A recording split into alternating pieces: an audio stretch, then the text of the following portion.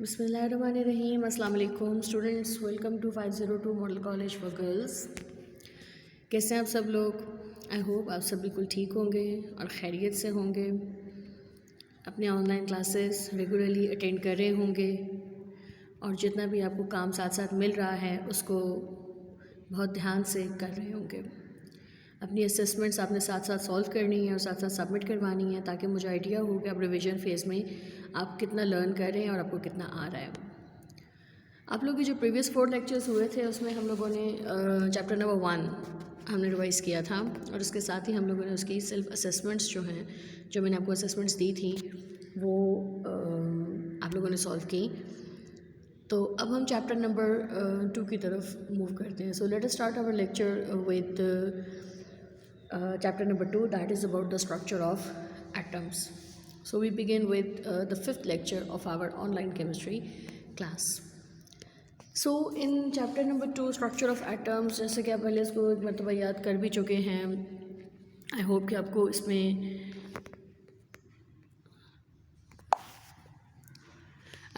आपको बहुत सारे कॉन्सेप्ट्स याद भी होंगे। और वंस अगेन हम इस चैप्टर को रिवीजन दे लेते हैं ताकि अगर कोई आपको कन्फ्यूजन है तो वो आपका क्लियर हो जाए। So let us begin our lecture with the theories and experiments related to atomic structure. And as you all remember that we studied about the 2 theories in detail, that is one is Rutherford's experiment and the other is about Bohr atomic model. So Rutherford's experiment से start लेते हैं। इन 1911 Rutherford performed an experiment in order to know the arrangement of electrons and protons in an atom. यानी कि the main purpose was performing this experiment was to locate the position of electrons and protons in an atom, to find the structure of an atom and where the electrons are situated and where the protons are situated. ठीक है, so Rutherford experiment was performed for this purpose. Now what was done in his experiment, वैसे हम लोग पहले भी इसको एक मरतबा डिस्कशन में ला चुके हैं। Once again I am going to discuss the whole procedure. उसने किया ये था कि रदरफोर्ड ने एक थिन सी गोल्ड फॉइल ली थी and its thickness was 0.0004 centimetre और उसने बम्बार्ड करवाया था इस गोल्ड फॉइल को विद अल्फ़ा पार्टिकल्स।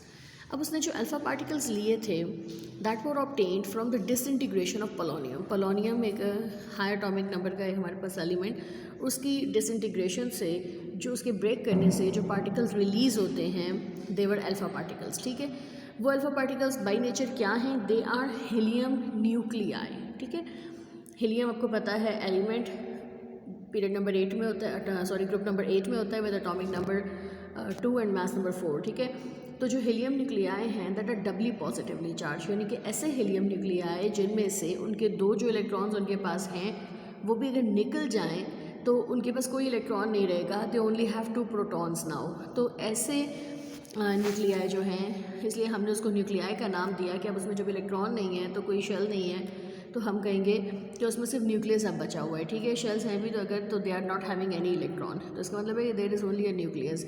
तो there helium nuclei there are doubly positively charge, यानी उसमें +2 चार्ज होगा। अब होगा क्या? Most of these particles pass straight through the foil. बहुत से पार्टिकल्स ऐसे होंगे जो फॉइल के अंदर से गुजर जाएंगे।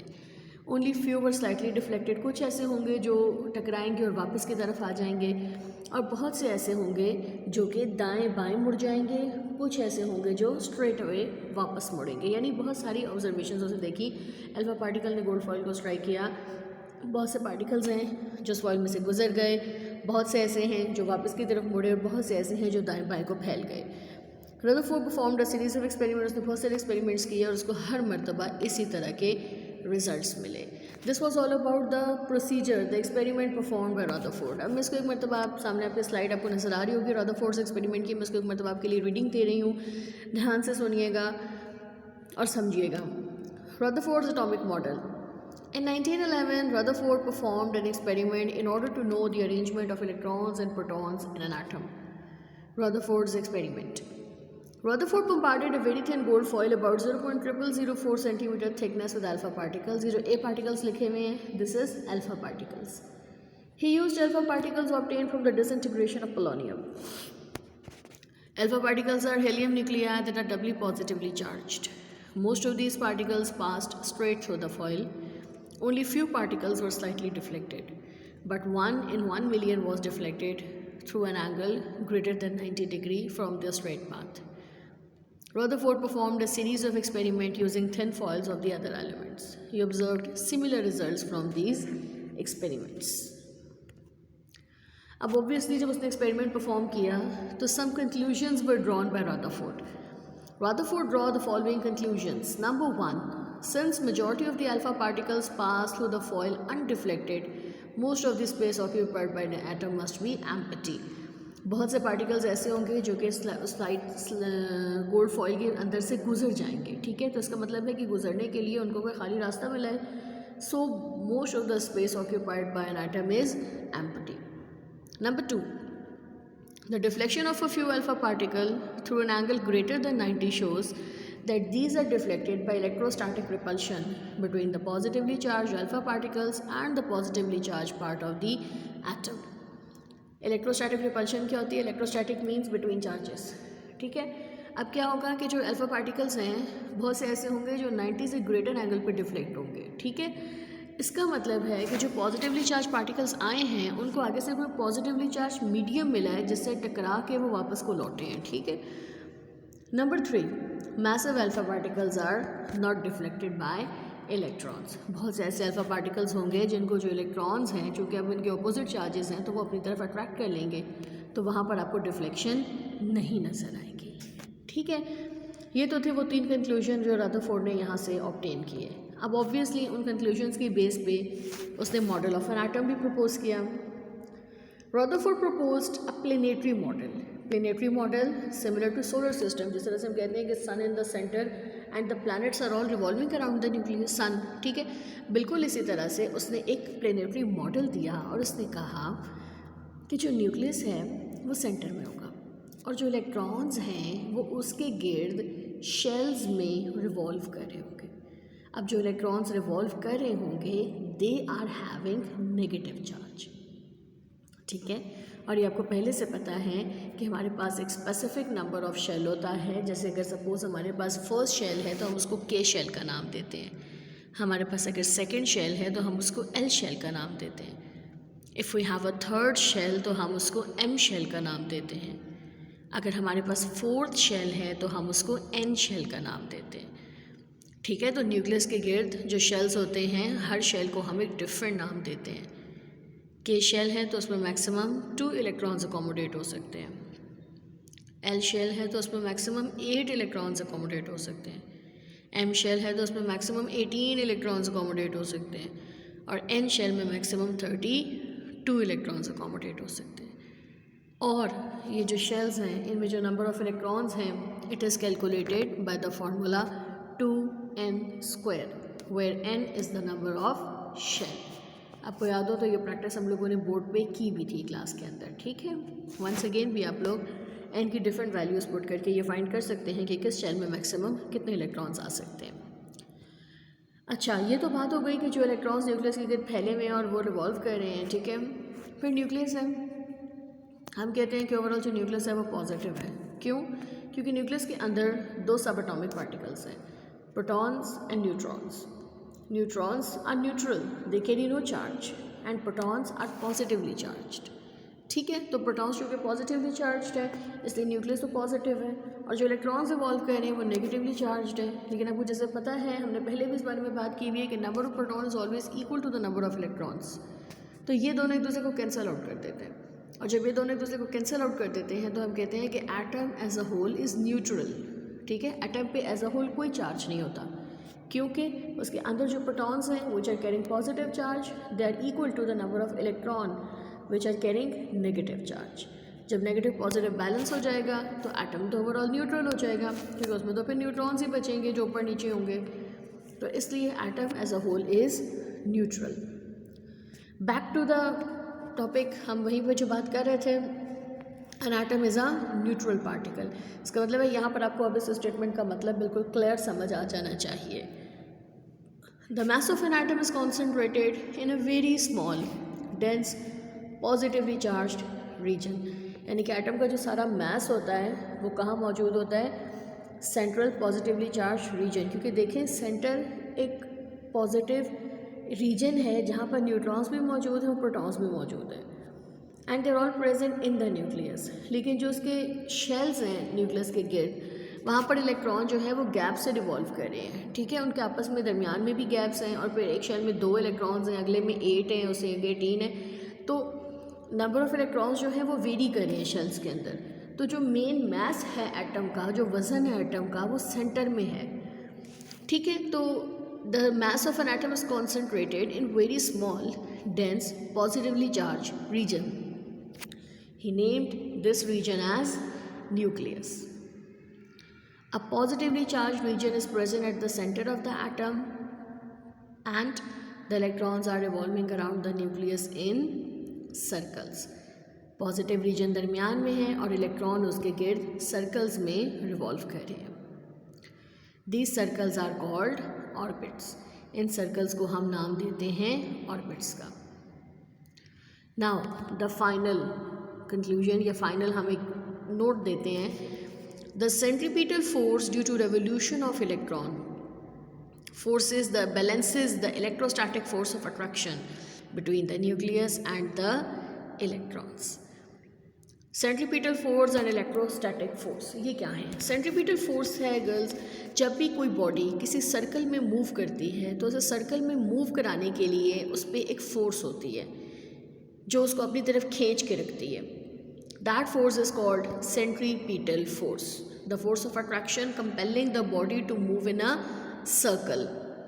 The force of attraction compelling the body to move in a circle is centripetal force. Electrostatic force, that is between the charges, यानी particularly opposite charges, ठीक है। तो जब ये दोनों फोर्सेस एक दूसरे को बैलेंस कर लेती हैं तो जो इलेक्ट्रॉन्स हैं वो स्मूथली सर्कल में न्यूक्लियस के गिर्द रिवॉल्व करते रहते हैं। ठीक हो गया। This was the model of an atom proposed by Rutherford. आपकी बुक में हेडिंग्स के साथ ये टॉपिक नहीं है, जहाँ कहीं कोई हेडिंग आप फील कर रहे हैं मॉडल ऑफ एन एटम की हेडिंग मिसिंग है तो आप लोगों ने यहाँ पर दे लेनी है। अब रदरफोर्ड का मॉडल तो एक्सेप्टेबल था क्योंकि काफ़ी बातें थी उसकी जो आज तक चल रही हैं, कुछ जो एक्सेप्टेबल हैं, लेकिन कुछ डिफेक्ट्स भी थे जो रदरफोर्ड मॉडल में देखे गए, जिसमें से 2 डिफेक्ट्स को हम लोग मेनली स्टडी करने जा रहे हैं। Defects in the Rutherford's atomic model. Rutherford's model of an atom resembles our solar system. जैसे मैंने कहा सन गिर्द दरमियान में होगा और प्लैनेट्स जो हैं they are revolving around it, तो बिल्कुल इसी तरह से nucleus in the centre and the electrons are revolving around it, but it has the following defects. Number 1, classical physics suggests that electron being charged particle will emit energy continuously while revolving around the nucleus. Thus the orbit of the revolving electron becomes smaller and smaller until it would fall into the nucleus. यानी वो कहता है कि classical physics के according अगर कोई चीज़ move कर रही है तो वो कंटिन्यूसली अपनी एनर्जी लूज़ कर रही है। इसका मतलब है अगर इलेक्ट्रॉन रिवॉल्व करता जा रहा है तो उसकी एनर्जी तो कम होती जा रही है, वो अपनी एनर्जी लूज़ करता जा रहा है। और अगर वो अपनी एनर्जी कंटिन्यूसली लूज़ कर रहा है तो इलेक्ट्रॉन का ऑर्बिट छोटे से छोटा होता जा रहा है, यानी वो न्यूक्लियस के करीब आता जा रहा है, ठीक है। जब वो करीब आता जा रहा है तो इलेक्ट्रॉन को तो न्यूक्लियस के अंदर गिर जाना चाहिए, यानी कि एटम को तो कोलैप्स हो जाना चाहिए, इलेक्ट्रॉन को तो रिवॉल्व ही नहीं करना चाहिए। फिर it means that if the revolving electron would fall into the nucleus it would collapse the atomic structure. तो इस एनर्जी का क्राइटेरिया डिफेक्ट था रदरफोर्ड एटॉमिक मॉडल का, यानी वो किसी भी तरह से एनर्जी पॉइंट ऑफ व्यू से स्ट्रक्चर को सेटिस्फाई नहीं कर सका था, ठीक है। रदरफोर्ड ने जो भी एक्सप्लेनेशन दी थी, एटम का स्ट्रक्चर दिया था, he said that the nucleus is present in the centre and the electrons are revolving around it. जो मास है मेन एटम का वो न्यूक्लियस के अंदर कॉन्सेंट्रेटेड है। इस सारी बात को वो एनर्जी प्रोग्राम पे जब आया, जब एनर्जी डिस्क्रिप्शन पे आया तो यहाँ पर उसकी जस्टिफिकेशन ख़त्म हो गई। यहाँ आके हमने कहा कि अगर इलेक्ट्रॉन न्यूक्लियस के अंदर गिर जाता है तो इट मीन्स एटम कोलैप्स हो जाएगा।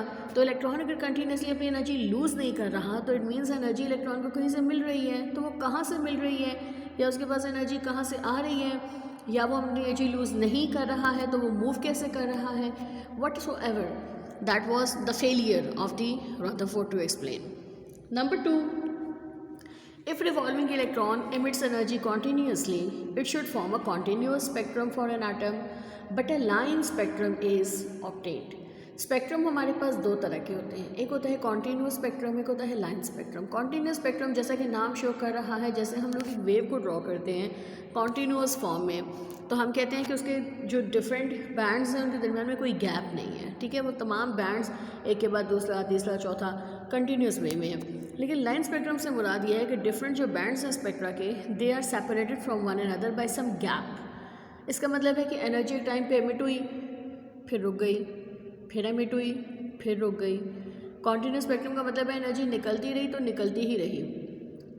जब हाइड्रोजन के लाइन स्पेक्ट्रम को स्टडी किया गया तो ये देखा गया कि जब एनर्जी रिवॉल्व करते हैं इलेक्ट्रॉन्स और वो एनर्जी एमिट करते हैं, तो अकॉर्डिंग टू रदरफोर्ड वो अपनी एनर्जी अगर कंटिन्यूसली दे रहे हैं तो इसका मतलब है कि हमें कॉन्टीन्यूस स्पेक्ट्रम मिलना चाहिए, बट एक्चुअली हमें लाइन स्पेक्ट्रम मिलता है। लाइन स्पेक्ट्रम मिलने से हमें पता चलता है कि एनर्जी तो कॉन्टीन्यूसली इवॉल्व हो ही नहीं रही है। एनर्जी इवॉल्व होती है, फिर थोड़ी देर नहीं होती है, फिर होती है, फिर थोड़ी देर नहीं होती है। तो it means there is formation of a line spectrum.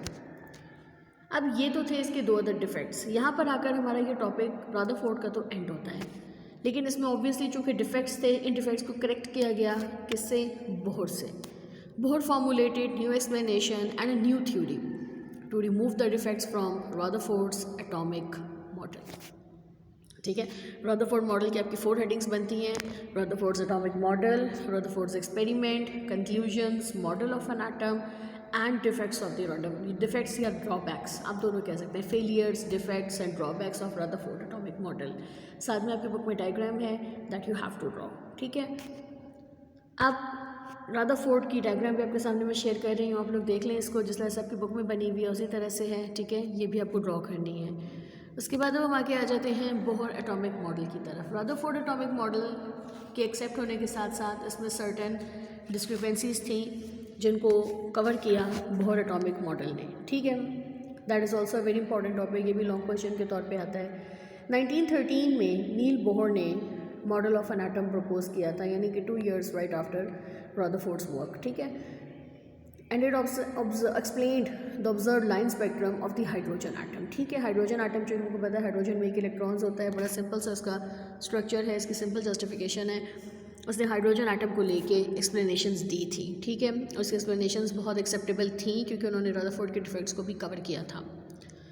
Main postulates of Bohr atomic model, आपको पता है 5 पॉइंट्स हमने बोहर एटॉमिक मॉडल के बारे में स्टडी करने हैं और 5 पॉइंट्स में हमने इस टॉपिक को एक्सप्लेन करना है। ठीक है, number 1, the electrons in an atom revolve around the nucleus in one of the circular orbit. वहाँ से ही बात उठाते हैं जहाँ पे हमने रदरफोर्ड की बात को रखा था। न्यूक्लियस सेंटर में है और इलेक्ट्रॉन्स उसके गिर्द रिवॉल्व कर रहे हैं। ठीक है, सो नंबर 1 यही है, the electron in an atom revolve around the nucleus in one of the circular orbit. और हमने कहा था कि हर ऑर्बिट की फिक्स्ड एनर्जी है, हर ऑर्बिट में फिक्स नंबर ऑफ इलेक्ट्रॉन्स हैं, that is different from the number of electron and the energy of the other orbit. तो हर ऑर्बिट को हम लोग कहते हैं energy levels. Since each orbit has a fixed energy, so each orbit is called energy level. Number 2, the energy of electron in an orbit is proportional to its distance from the nucleus. The further the electron from the nucleus, the more energy it has. किसी भी particular shell में जब electron move कर रहा है तो उसकी specific energy है जो चेंज नहीं होगी। चेंज कब होगी एनर्जी? जब इलेक्ट्रॉन एक शेल से दूसरे शेल या दूसरे एनर्जी लेवल की तरफ मूव करेगा। ठीक है, और एक शेल में जो एनर्जी होगी इलेक्ट्रॉन की, that is proportional to the distance from the nucleus. The further the electron from the nucleus, the more energy it has.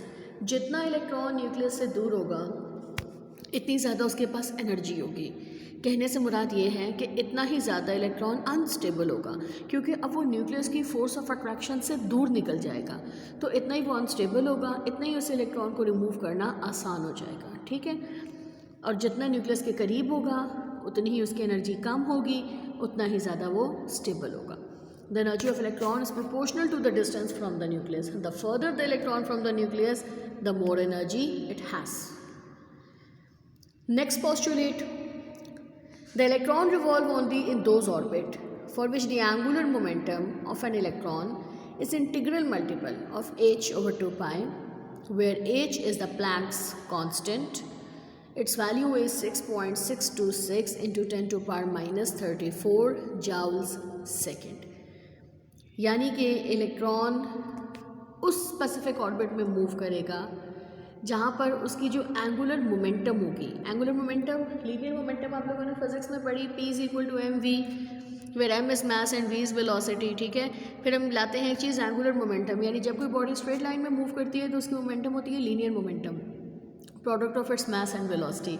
लेकिन जब कोई बॉडी सर्कल में मूव करती है तो हम उसकी मोमेंटम को कहते हैं एंगुलर मोमेंटम, ठीक है। तो जो इलेक्ट्रॉन की एंगुलर मोमेंटम होगी that is an integral multiple. Integral multiple का मतलब है कि कोई एक इंटीजर आएगा बीच में, हम n कहते हैं, जिस तरह से n एक नंबर हम कह देते हैं, कोई 1 2 3 4 कोई भी वैल्यू हो सकती है, ठीक है। इंटीग्रल मल्टीपल यानी मल्टीप्लाई कैसे करेंगे हम एंगुलर मोमेंटम को n से और फिर h ओवर 2 पाई। h की वैल्यू क्या है 6.626 into 10 to power minus 34 joules second, और पाई आपको पता है मैथ्स में आप यूज़ करते हैं 22/7 भी इसकी वैल्यू होती है, 3.14 भी होती है, ठीक है। तो electron revolves only in those orbit for which angular momentum is an integral multiple of h over 2 pi. Next point, light is absorbed when electron jump to higher energy orbit. जब भी इलेक्ट्रॉन नीचे वाले shell से ऊपर वाले shell की तरफ move करेगा तो वो लाइट एब्जॉर्ब करेगा।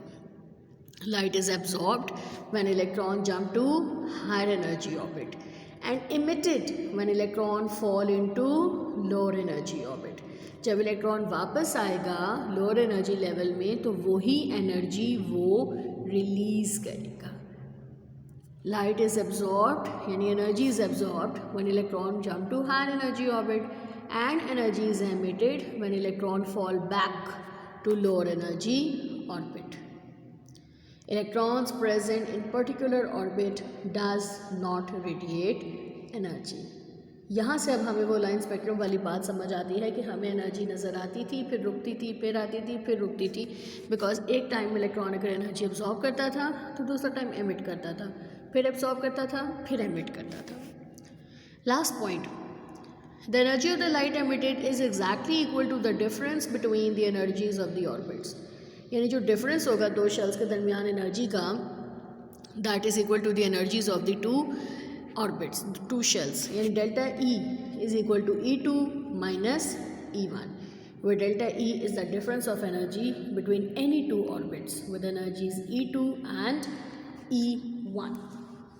यहाँ पर आपके आगे बोर एटॉमिक थ्योरी के पॉइंट्स ख़त्म होते हैं। नीचे आपको एक बहुत मॉडल नज़र आ रहा होगा जो आप अगर लॉन्ग क्वेश्चन में अटैम्प्ट करते हैं तो आपको साथ में ड्रॉ करना है, जिसमें आपको नज़र आ रहा होगा कि सेंटर आपके पास न्यूक्लियस है, उसके ये डिफरेंट शेल्स हैं, हर शेल को उसने नंबर दिया हुआ है n इज इक्वल टू 1 2 3 4 5, ठीक है। यहाँ पर डायग्राम आप देख सकते हैं, स्लाइड आपके साथ में शेयर कर रही हूँ। एटम्स आपको नज़र आ रहा होगा, जब lower to higher level electron जाएगा एब्जॉर्ब्स एनर्जी, जब हायर टू लोअर लेवल वापस आएगा तो it emits energy that appears in the form of spectrum, ठीक है। यहाँ पर आकर Bohr model of an atom भी ख़त्म होता है।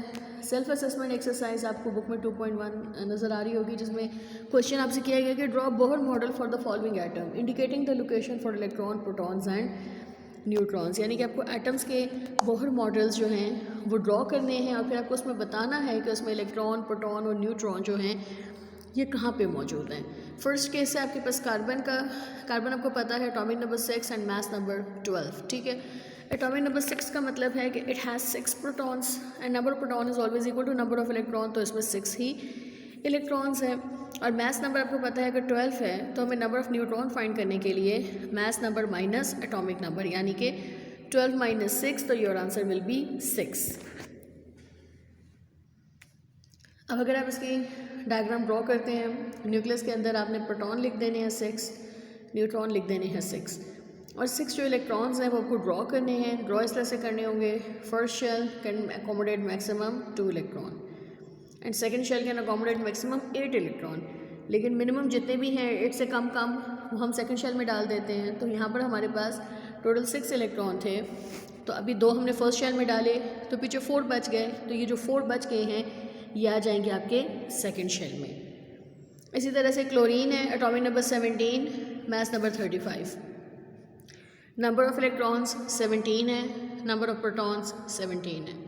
नंबर ऑफ न्यूट्रॉन फाइंड करने के लिए mass number minus atomic number यानी कि 35 minus 17, your answer will be 18, यानी हमें न्यूट्रॉन्स इसमें 18 लिखने हैं। सेंटर में न्यूक्लियस, न्यूक्लियस में प्रोटॉन 17, न्यूट्रॉन्स 18।